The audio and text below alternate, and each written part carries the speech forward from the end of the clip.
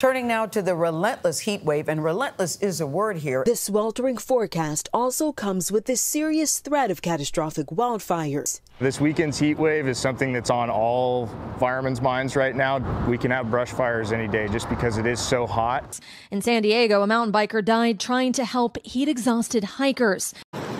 Tonight, the deadly heat dome tightening its grip. Firefighters say that, along with the unprecedented temps and stronger winds, mean the fires are more aggressive than ever before. This is a major health concern with more than 111 million people under extreme heat alerts. Straining the city's essential services, firefighters going from call to call. And in Utah, this harrowing rescue. First responders airlifting a hiker who collapsed under the scorching sun.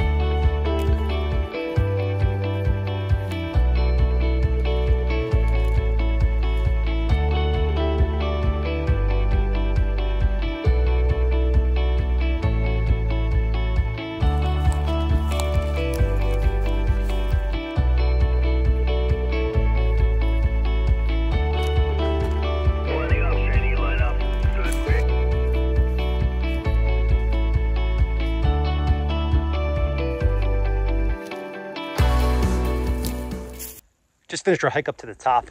It was a little brutal. It is hot out here today, but wanted to get as high as I could, come up to the top, give me a good vantage point of where the crews that I'm covering are working, seeing what they're encountering, the conditions they're encountering, and if I do have to get down there for something, what I'm gonna have to face to get access to them.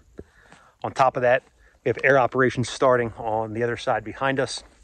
As far as communications go, I know if I'm standing up here, I'm getting the best reception I can out of this radio. Even though they're using VHF comms with repeaters in place, there's always going to be spots on these incidents where comms are iffy. So this definitely took care of that problem. So this is a good spot. I'm going to hang out here and just be ready.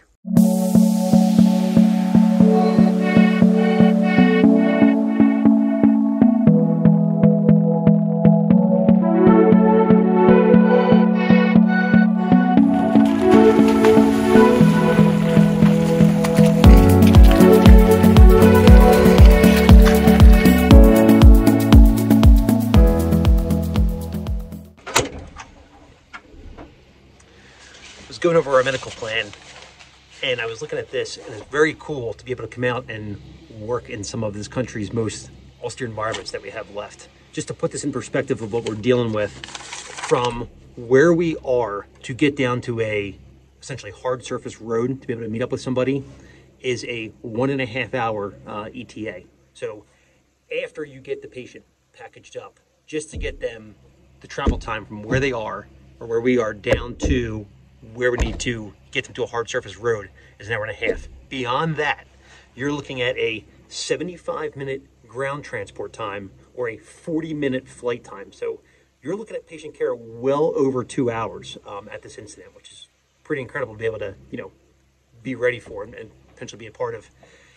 As cliche as it sounds, it had me thinking, this is truly right there with our partner company of doing medicine in bad places. So I just thought that was a cool observation to make, and just to kind of be able to put exactly what we're dealing with as far as timeframes go in perspective.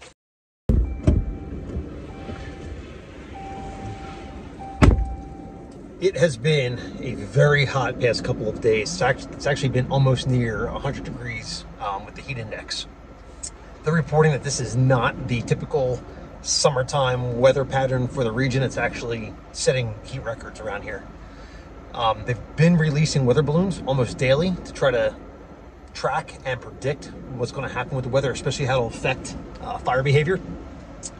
As far as we're concerned, primarily on the medical side, we need to understand pretty much the science of heat, how it affects the body, but most importantly, how we lose it. If you've taken our canine medical operator course, you know we go into depth on explaining how dogs deal with the heat and how to support their cooling efforts. But for the purposes of this video, it'll pretty much be focused on the wildland fire environment. So one of the facts we can't ignore with heat injuries is that nearly all of them are preventable. Not 100%, but particularly when you take some precautionary measures and prepare yourself to deal with the heat, primarily through acclimation, you can make an incredible difference between how you will operate in the heat versus not taking the time to prepare properly.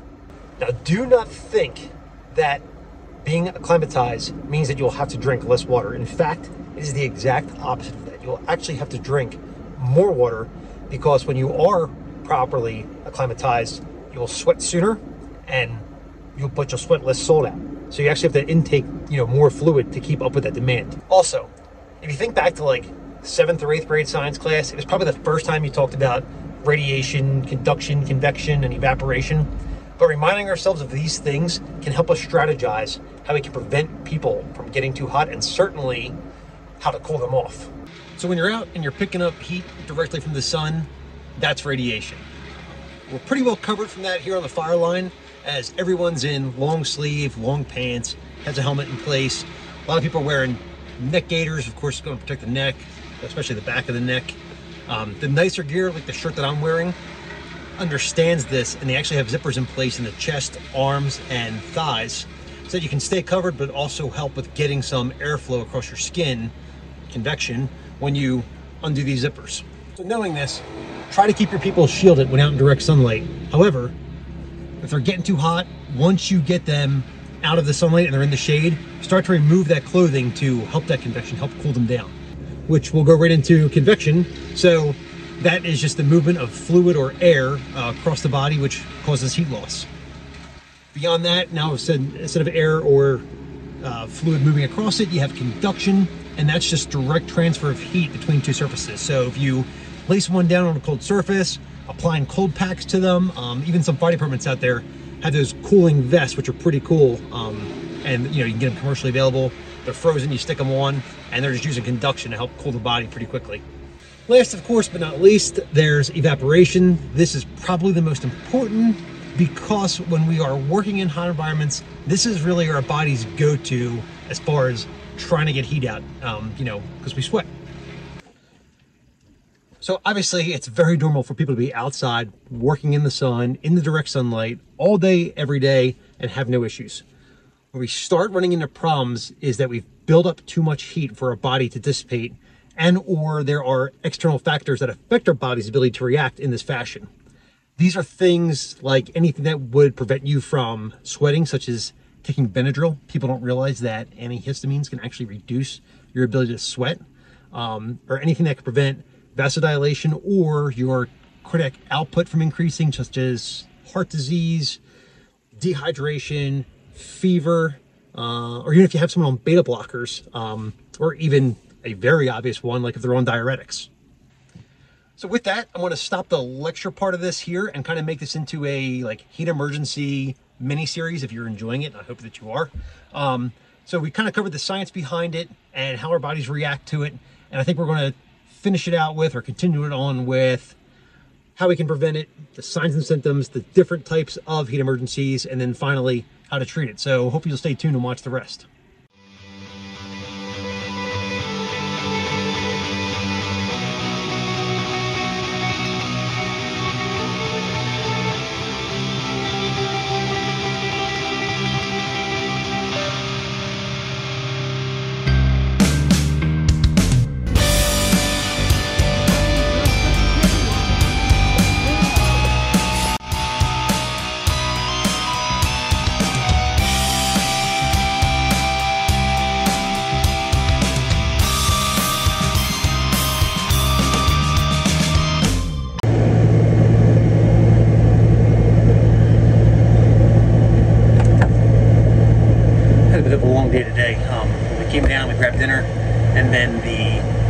communications group actually did a crash course for the med unit as far as just like the different radios that are out there, the different radios we're using, and kind of how to optimize their performance. But one of the things that dawned on me while I was eating tonight was I just had to say that I was very thankful to be a part of the wildfire community.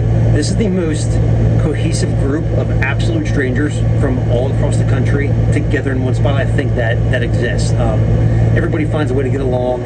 Everybody's happy to be here, and it's really just a good time. So I consider myself very lucky to be a part of this. So, until tomorrow, good night.